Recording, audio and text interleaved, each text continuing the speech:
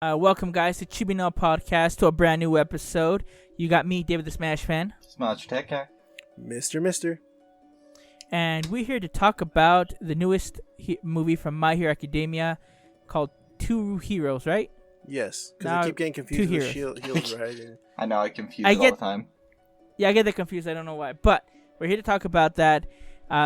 We've done this type of structure before, so we're going to talk about general stuff about the movie, give our score, and then we'll talk about spoiler stuff that's in the movie. So let's start. So, Mister, you did this before. Give us a summary of what the movie's about. So the summary is the UA students go to an island called Nabu. I don't know the name of the name. Nabu, yeah, it's Nabu. I keep wanting to say Nabu. I'm like, no, that's not Star Wars. But they go to Nabu Island to basically be heroes. That is Star Wars. The island. No, I'm thinking Nabu. Okay, never mind. Different. It is Nabu. Yeah. Okay. Anyways, Nabu, and they're basically being heroes, professional heroes for the island because there's really no crime at all in this place.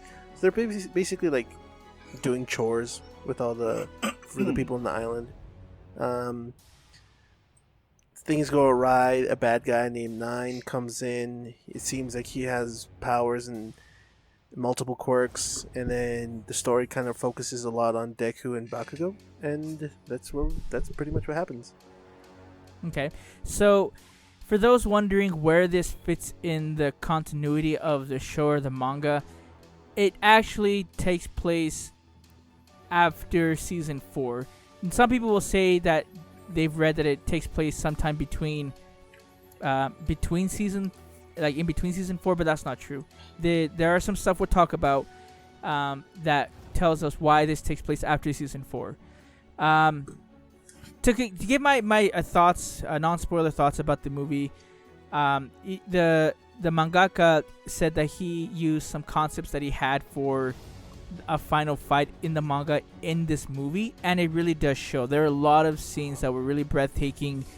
That involves again Bakugo and Midoriya. It was really done. The animation was fantastic in there. You got to see all the heroes do something, and all of them did really cool stuff. Like you saw them push themselves and really do what the whole tag of My Hero Academia is, which is go beyond plus ultra. You got to see the nails. You even really got to see Mineta do cool things, or try to. And then what's his name? The naval guy. Aoyama. Yeah, Aoyama. Yeah, like it's cool. Everybody gets their little slice of the spotlight, which is pretty cool, and I appreciate it. I think one of my favorite things of this was just showing the growth of how far these heroes have come, and it's obviously about growth of the... Okay, so like, since All Might's gone, right, I mean, this really, it hits the place of where the heroes need to step up and take place for the new generation, and in this movie it really shows to me that growth and where these heroes are going to continue the journey and how they're going to end up being the pros that they've always dreamed to be. And that to me was really cool because it's not so much about the grown-ups. It's literally, this is a mission or a story that focuses only on the kids, and the kids have to step up, and there are no adults coming in this situation. Yeah. You know what I mean? I forgot to add that in. They have no adult supervision at all. This is literally kids need to figure this shit out, and it's a great... Yes. That's the awesome part about this movie, in my opinion. Mm-hmm. Yeah, and the cool thing about it, too, is it takes place after the season that we're currently in, it is kind of like a standalone film in that anything that happened in this movie doesn't really change what's going to happen in the main storyline. It's kind of like it is in the main storyline, it does happen, but all of the events doesn't affect what's going to happen in the main storyline. It's kind of like how old anime movies were, where they just made a what if story, but this one's actually like it goes to it, but it doesn't affect the story, so you're not questioning things. It's cool. Yeah, so nothing. There's no like consequences that carry over to the main storyline. Now, that being said, all the good stuff. There were some things that I didn't like too much, and it mainly had to do with the climactic battle at the end. Yeah, where that's what I was gonna say too. So if you've watched season 4, they had this alternative version of you say run, a different style. It's really slow. with- It kind of has that Kingdom Hearts, like that one main song and that's her and it's thing. actually a really good song. And in the season 4, it worked at the point that they put it in. But the way that they incorporated that particular style in the movie really took away from the intensity of Yes. what was happening, and that brought my score down because it just didn't Yeah, feel same like here. like the rush, the adrenaline that you wanted to feel like you did in Heroes Rising, where you saw All Might and Deku fight together. Like when they play You Say Run, you really felt it, and that's what My Hero Academia has its staple, is that it gets you. It has that that soundtrack to go with the combat, and it just hypes everything up and makes again everything go beyond, go I plus think ultra. it's one of the best animes that's done build-up music to action fight scenes that get you get hyped, but in a way that is you get very emotional and very, like, let's put it this way, from the last movie that came out of My Hero, that ending, I mean, I remember hearing like the audience, and I was one of them, right, like freaking out and clapping and cheering during the finale, and it was amazing. This Yes. one, they tried to add it, and the theater is quiet, and I think people are kind of getting annoyed because the way I can describe it is the finale was a very girly gone, but with extremely slow music and slow down, and you're like, this is the finale, this is really weird. It was kind of cliche in a way. I didn't get that emotional impact I did in the last movie. Like, the whole movie in this one, to me, it climbs and climbs and climbs. It gets better and better and better, this film.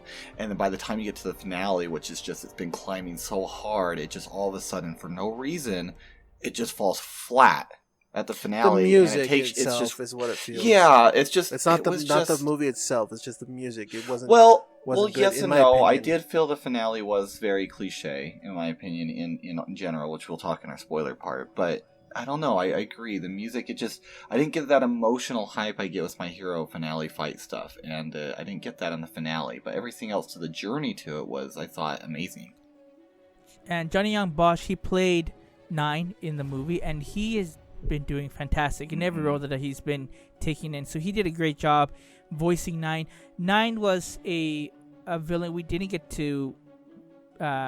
We kind of got to see what he wanted to do, and he kind of wanted to use. You got a some of little the insight people. on him. That was about it. Not too much. Yeah, so we didn't get too much from him, and again, because his story doesn't really affect the main storyline, it kind of sucks because it would have been cool to incorporate him. Well, there's something that I will mention, but I'll mention this later. But let's give our scores. Overall, I really like the movie. The story to get to the climactic battle was the best. Climactic battle, animation-wise, was breathtaking. But there are just some parts that kind of made it lackluster. So overall, I would give mine an 8 out of 10. Go Miles.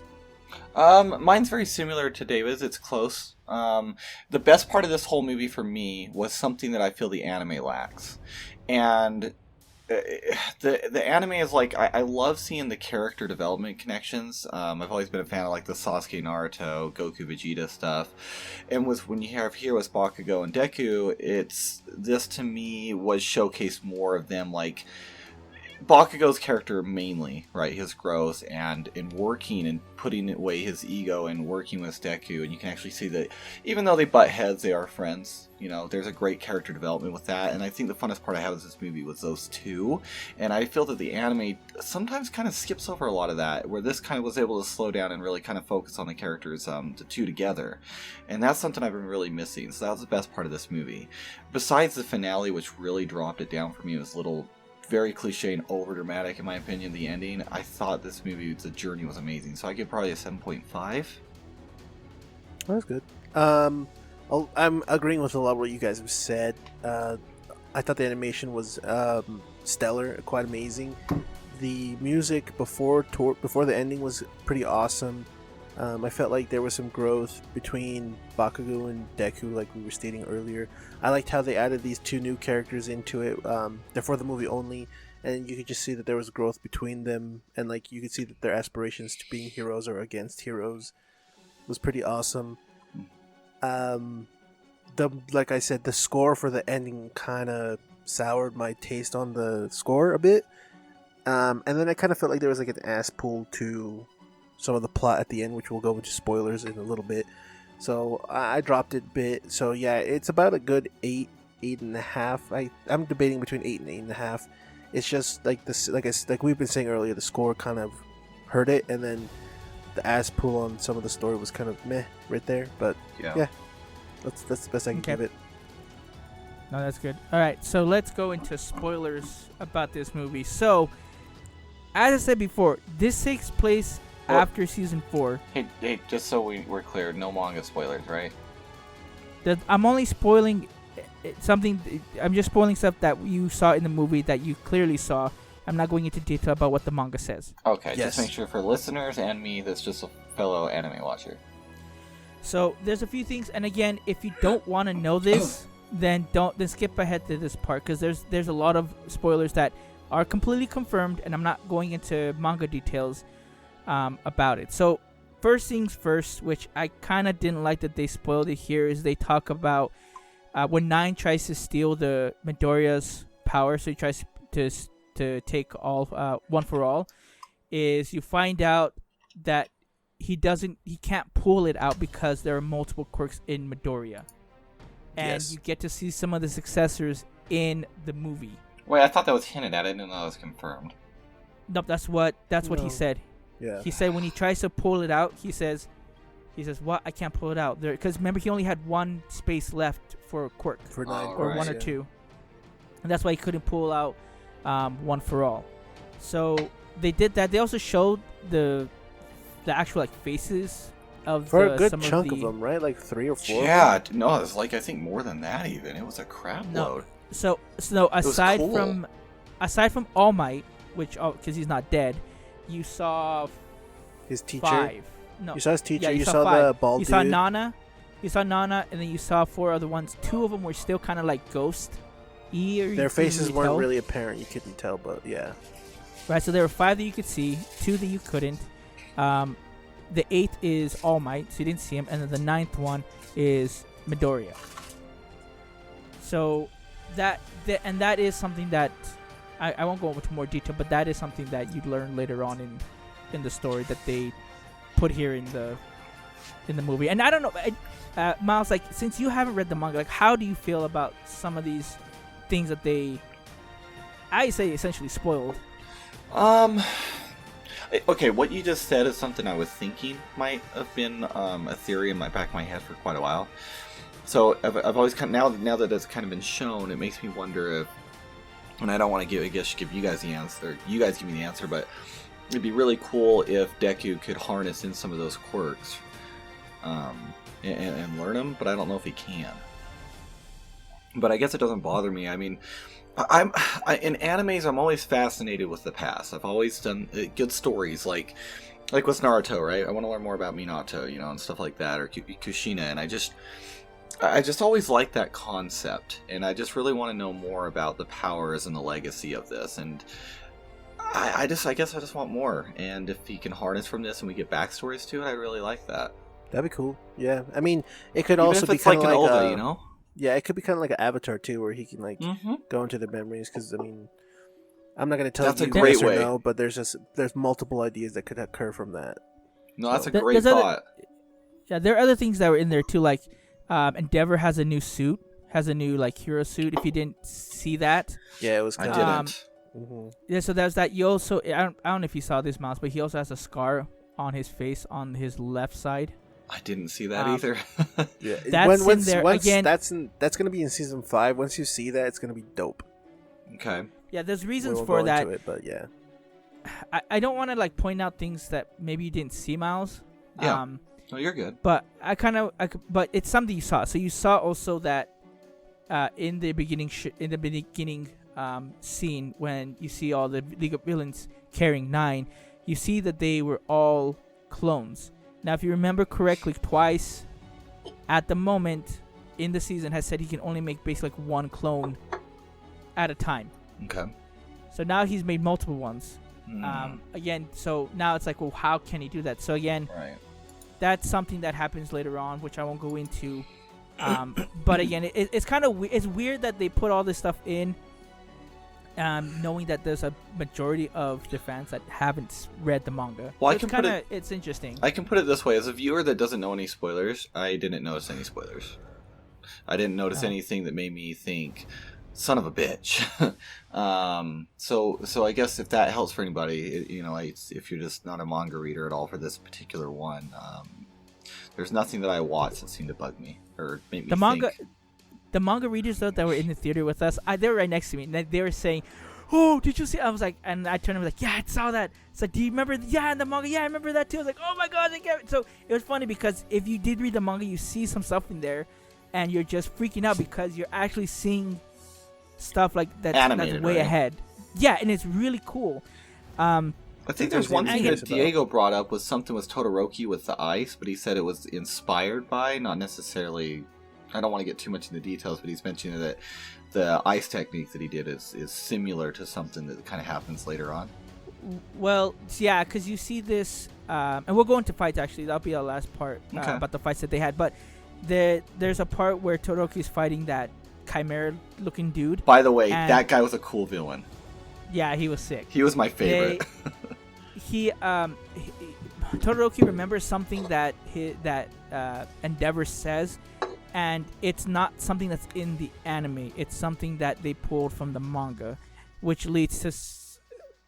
I don't want to go into too much detail, but basically it's something from the manga that he says, and that helps Todoroki do the move that he did. Yes. Gotcha. And that move was sick as hell. Once you see that, it's going to be awesome once that gets animated. That'll be in Season 5 for sure, though, not Season 4. Okay. All right, so let's go into the fight. So, like we said, everyone got their chance to shine. So, and we'll talk about Bakugo and Midoriya at the very last. But aside from those, what were your best fights or that you saw from Class 1A? Best fight? I wouldn't call it like a fight, but when, what's his name? The bird guy? Tokuyama, when he fights the girl, but then he kind of loses his cool. I think that was a cool fight, but I don't feel like he counted as a fight because he lost control and that kind of happened. But it was cool because I was hoping that they would hint at him for the darkness and made it like lose control, and I'm glad that that was put into the movie. Mm-hmm. And I said it wrong. Sorry, it's Tokoyami. Sorry, Tokoyami. Dude, I remember me and Diego were getting hyped next to each other when he was about ready to fight. When they got him down in the cave, it was like, "Oh, you're at his house now, bitch!" Like that was cool. I got to give it up to Sero and to Ochaku. So Gravity and Sero. They were freaking bad, So you have like 9 coming and he's just like walking very slow, and Sarah's using his tape to throw all the rocks at him, and freaking 9 just shooting it like nothing, and you see Gravity like using all of her power that she can, and you can see how she's getting like physically sick, but she was awesome. It was good to see her do something. You brought up the one I was going to bring up, David, was Uraraka, when she was doing the gravity constantly and it was just beating her ass up, but to see how far her power developed with the gravity, it's like, damn. Well, because we always wanted to see how far they could push themselves, because they were doing training at the end of Season 3, right? Oh, yeah. And so, like, it shows, like, how much their training has paid off, and I thought it was pretty awesome. The thing I did like, too, is you get to see everybody's training kind of pay off. Like, everybody was pushed to their breaking point in all the things that they were working so hard to achieve, and that's what I really enjoyed about it. I feel Momo was really underused. I really like her, but she just did like 2 large cannon blasts and she was spent. I thought that was bullshit. I mean, if you were looking at the story, just did a couple of kicks. I'm just telling you my opinion, bro. I'm just telling you. I just didn't feel she was like very used as much. Well, she was more of a support character in the sense, because she was doing the stuff for the people in the building, the warehouse. She was making batteries and everything else, so she was spent I understand from all night. how they used her. I'm saying that I felt she was underused, and I wish they would have shown her growth more as fighting, is what I'm saying. Oh, okay. I understand what she was doing, just these are things I wish, because your rocket did really cool. I just wanted to see, like, I don't know, like, Mineta still kind of drives me nuts, but Todoroki, I mean, he was still badass, but at the end, I kind of felt like he was kind of underused a little bit in, like, the original fights. He's just kind of getting his ass handed to him, when he's more supposed to be, like, one of the top tiers. And it wasn't until, like, the later fight, you know? I feel that. But I'm glad we didn't get tons of, like, what's his name, Kirishima? I love him, but I feel he's gotten so much spotlight in the anime that it was cool that he kind of stepped back a little bit. Mm-hmm. Does that make sense? Dude, he was awesome, though. He being the shield again. He's always again. awesome, bro. Yeah. He's never disappointed. So his fight with the Chimera was freaking awesome. And again, when Todoroki, like, he puts his hand like inside the mouth and just freezes him from the inside. Sub-Zero freezing. Although I thought it was kind of That was BS cool, that huh? he didn't die. Like that should have killed him. Like it froze him from the inside. And you saw those icicles that come out of his mouth. I'm like, come on, I he agree. should be dead. But at the end, agree. he's arrested. I'm like, what? Yeah, that No, was he weird. should have been dead. That mother truck is dead. Well, I mean, I don't know. Maybe because of the sake that they're kids, they don't want to kill him. But yeah, he should have been dead because of what had happened to him. Sato was a big punching bag in this one. Yeah, well, Sato didn't get to do too much anyway. But they made him buff, and Like- he's doing this one big hit, then he just gets punched back. That happened like 3 times to him in the film. I Yeah, felt he bad. didn't. He didn't do, and then he was playing more support at the final battle. Him and I forget his name, the one that controls the birds or controls the animals. I don't forget his remember. name. Yeah, he's Oh, forgettable. But him and then Invisible Girl doesn't do much. Never does. What's the frog girl's name? I always forget her name. Osui or something? I can't Sue. remember her name. Sue. That works. So She's one of my favorite characters, and she was very underused in this one, in my opinion. Which is, it's fine. I mean, she's had a lot of spotlight in the anime, but I always love seeing her. She's such a fun character for She's my waifu. yeah, me. she. so we could talk about all these fights all day long, but let's focus on the final fight, Deku and Bakugo versus 9. So let's talk about the fight itself, the issues we had with it, and then let's talk about like the power that 9 was trying to get, because that also is kind of, it doesn't make much. We'll talk about it. So Yeah, first, yeah. the fight, the actual fight with Bakugo and Deku against 9. I really love the teamwork that they did. Mhm. Bakugo again is always Bakugo, because he's like, because at one point, like when they're beating up to the like, everything, he's like, dang, Which he's like, I put time? my, well, the last time when he's Okay. like, it kind of reminded me of Vegeta. He's like, I put my pride aside and I worked with Deku and we're still gonna lose and die. And I was like, oh my gosh, he's Bakugo all the way till the end.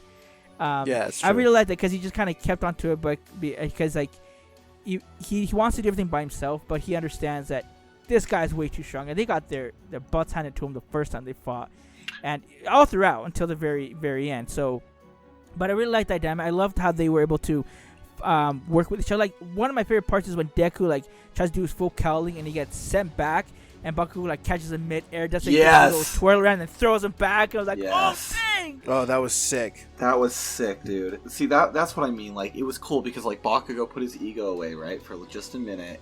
And, like you said, he's like, this guy's always too strong, but it's almost kind of like he wants Deku to push himself to help push it. They Yeah, want to 'cause- push each other, you know? And Because like, he even wants to if see teamwork's what a it could thing- go. Sorry. Right. So no, you're good. So it's like 'Cause the it- teamwork dynamic that they have, right? To help each other. Like, it's like, okay, you're going to do this, you're going to do this. Because even if they want to be the number one hero, they got to learn to work with their teammates. Like, period. Being a hero isn't being a lone wolf. Sorry. Yeah, I and think what they're both smart enough to know that. What I like too is when he's doing the night patrol and he's like, "Have you gotten better with One For All? Because I want to have I want a true rival." You know what I mean? And that's what I Oh, liked about yeah. Bakugo. He's like, "You need to get this in control so we can actually have a real fight. Because I want to know if this power that you were given is stronger than my natural power," which I think is pretty sick. Yeah, I agree with that, actually. So let's go into the final part of the fight. So this is where it's kind of interesting. Ass where I'm going to be negative on this. I'm sorry. well, let's talk about the first part. So the first part is they're held by this. I don't know what kind of quirk it is. It's these two blue dragons that are holding them, Oh, yeah. and Reminds me they of the go. Naruto. Yeah, and basically what happens is, Midori remembers that All Might was able to fight All for One with just an ember of One for All, and so what he does is he touches Bakugo's wound and does kind of like a blood transfer kind of thing, and so gives One for All To Bakugo. to Bakugo. Yeah, that pissed me off, that scene. So it was kind of weird that happened. Well, I guess it wasn't weird. I mean, because Deku could give, One for All to anyone, because he even offered to Mirio when Mirio lost his. So he's able to. So he does have that ability. So we were Yes. able to see that happened, and so we were able to see Bakugo and Midoriya fight at 100%. And Deku had already tried to use 100% with one punch, and so he already had one arm that was completely destroyed. And so the climactic battle was them using all for one, one for all. Gosh, I keep getting those. Here's the bullshit part about that though. Was him Bakugo just activating 100% out of nowhere just for fucking fight last minute? Like, I'm sorry, no. It was just them both being at 100%, and now it doesn't matter about healing or destroying your body anymore. They're completely fine the scene after. Like, I did not like it. I'm sorry, it was assholes. So here's the... I have an argument to that, but I mean, my thing was what I told Miles earlier about it was it's because, like, I mean, look at All Might said he was able to do all for one at will without any issues when he first got it. So I mean, and then Bakugo, like what I told him before, is he was kind of a prodigy too. So that's why I was saying he can kind of do it, but I mean, he's still getting the repercussions to it. I just feel that's like trying to find an excuse because you don't want somebody to hate on it, to be honest. I'm just saying that's what it originally is in the manga too. But All Might was able to do it. I get it, but I mean, like, dude, like, why isn't Deku hurt? I mean, like, he can't go 100%, but then he's fine. He didn't have Eri with him, so to me, it's just an asshole, dude. There are some parts in there, like I said, it could be that Bakugo is able to use one for all at 100% because Deku could as well, but he destroyed his body. But that wasn't my issue because you do see him get hurt with like when they use it. Sure. My issue was like that he was able to. It looked like he was able to maintain his body at 100%. So you know how he had issues that maintaining like at 8% or 20% was his limit. Correct. So it's like, how the heck is he maintaining throughout his entire body 100%? Same with Bakugo. And not his body. Yeah, but his body not being destroyed. His body completely destroyed. It was only when, I guess, when they landed punches. And so I was like, I didn't like that at the end. But that wasn't even my main issue. My main issue again was the music that made it even. If they had the epic music, I would have been more forgiving. Be like, you know what? That's just shown in anime. They do over the top. This is Dragon Ball Z stuff. It's fine. But the music just took me out of that environment. And I was like, what? Am I watching an opera? What? Am I watching a sad moment? This is supposed to hype me up, and you're playing the music that is used when Eri goes and jumps into Midoriya's arms in season 4. That right there, that like moment in season 4 worked very well. This right here did not, and it just took me out of it. Yeah. I was kind of like, I went and slunked in my seat, and I was like, how long is this gonna be now? It was the entire song. I felt that same thing too. It was the entire song that was the problem. Like the whole, it played the entire song throughout the whole fight sequence, and I was just kind of like, meh. Again, it wasn't. The song's not bad. It just does not fit. Yes, what is happening. 100% agree. It's not a bad song. It's amazing. I actually get teary-eyed whenever I hear it. But when it I saw that fight, like it just the ending, right? Like with a sad moment or like a, you know what I mean? I have no idea what would have been good for it. I honestly would have thought that they were gonna play that, and then it was gonna transition to the original Yusei run with having like the drum side, and then you know, something like that. I thought they were gonna do something like that, which I was expecting, but didn't happen. And that just, again, it took me out of it, and I was kind of like, cool animation, great animation, but music it just took me out of it. And again, it really does stress the importance of having the correct music in the correct time. Yes. It's kind of funny when you mention all this stuff because it makes you think and realize how important music is, and especially when you add it to movies. And, you know, it really comes down to how are you going to add it, what's the type of song you're going to add, and will it add the emotional value? And to me, this was like somebody just wanted to throw in that song that they got licensed for, and this was the time they wanted to do it. And it's like, did anybody else do any viewings? Because this is not working. I think the wrong scene to add for this awesome song. For the scene, you mean? I think the thing was it's only been shown once, that song, in the anime. And so, like, Yusei Run is usually a song that's played, like, every single time when, like, heavy action is occurring. So I think they wanted to... I mean, I don't know, but maybe they wanted to just make that their new Yusei Run hype thing, which makes no sense to me, but I'm just throwing words out of my mouth right now. But maybe that's what they want to do, is they want to make this the new hype music, even though it's not hype music. If you get what I'm saying. I don't know. No, I get what you're saying. Yeah, no, you're and good. Then the ending was... again, it was weird because according to what Midoriya did, and according to the visual cues that were given to us, One for All was basically taken away from Midoriya, because you see like the embers that you saw with All Might, and you see it go away, and but it doesn't happen, and All Might's also confused because All Might, he says something that doesn't make sense. He says that maybe Bakugo lost consciousness before the transfer was complete, which implies that you have to be conscious, I guess, throughout the entire remember you have to you have to transfer it to somebody willingly, and the person is going to want to have it. Yeah, but then he said no, that wasn't it.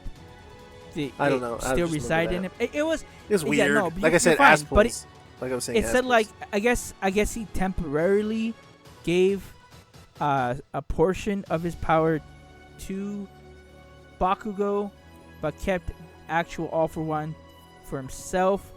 And what really sucks about this is that this movie is just it's in the continuity, but it's a standalone movie.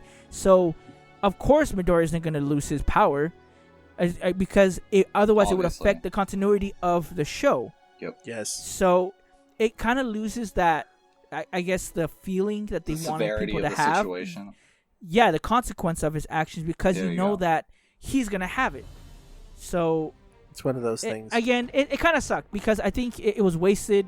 Not necessarily wasted, but that scene would have been better if that actually did happen, like at the end of the manga, where he does transfer his power for the greater good, and that's how he ends, or that's how he becomes the best, the greatest hero. But it kind of loses the value when it's not gonna affect anything in the future. Yeah, that's why I think the score was lowered in all from everybody, like from normal reviewers too, as well as us. It's around an 8, so I think that's why that's why that score is that score.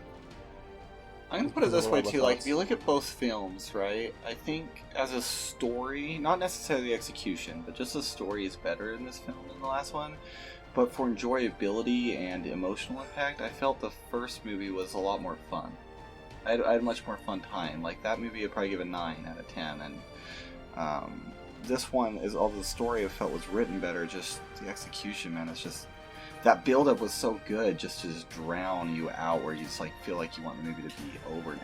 And I didn't get that. I didn't get that. It was just like I just didn't get hyped from. It was literally the music. That song just literally. You got a boner throughout the whole movie when they start fighting, and then you hear that music, and it just doesn't fit for it, and you're just kind of like, "Is it done?" And that's not fair for that for the fight sequence, because I thought the fighting was awesome, but just the music, man, it just shows you just how important music is to a movie, that to make or break it. And this movie could have been an easy 9 or maybe a 10 to people. But with the music affecting it how it is, it drops it by 2 whole points, and that shows. That shows. I know. I remember sitting next to like Galore and Host, and even they're just like, "Oh my god, are you kidding me?" Like, they were getting irritated right when the song hit in, and then it just was like the big finale, and just nothing was going. They're just kind of like, I remember them rolling their eyes, kind of getting like queasy. Like, come on, man. Yeah. And they tied up their loose ends at the end, because 9, even after all the 100%. Even after him having a body that was already deteriorating, somehow still survived being hit across the island to another part, which was kind of weird. I was like, how could he survive that? Yeah. And then we have Shigaraki come out of nowhere and just kill him. I was like, yep, it's cool though. Okay. But yeah, that's whatever. I mean, just wrapping it up because we're all, kind of ahead. Yeah. But overall, definitely check it out. If you have any arguments against us, or you have different opinions, just write it down in the comments. We greatly appreciate it, and let us know what your favorite scenes are from the movie. Because we have a couple, but we couldn't go over all of them. But yeah, honestly, I would say go watch the movie, because you get to see everyone fight. Yes. And that is rare in the show. So it is worth watching just for that. And the Bakugo and Deku dynamic. Oh yes. my god. Yeah, Oh it was my a really cool Goku Vegeta moment, and that's how it's always going to be now for anime. It's a Yeah. Goku Vegeta moment, nobody else. That What is- do you- All right. All right, guys. Thanks so much for watching. This is David the Smash Fan. Monster Tech Guy. Mister. And this is Chibino Podcast.